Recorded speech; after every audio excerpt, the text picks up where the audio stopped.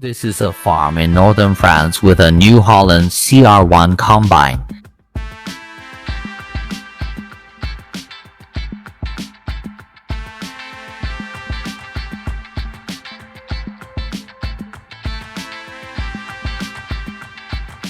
Harvester testing wheat harvests. The scene is spectacular. Made by New Holland in the USA, it's one of the world's largest harvesters. It has a 15.9-liter 6-cylinder diesel engine with 75 horsepower, offering strong power. The front has MacDon's largest flexible header, 15.2 meters wide. During harvest,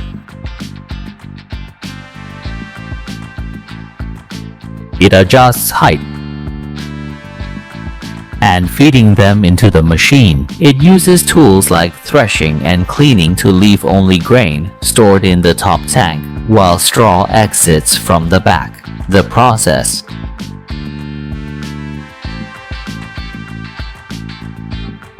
CR1 has a 20,000-liter grain tank. When full, it unloads at 210 liters per second into a transport vehicle, taking under 10 seconds, making it very efficient. This setup can harvest 180 acres in an hour. If price isn't an issue, would you choose this harvester?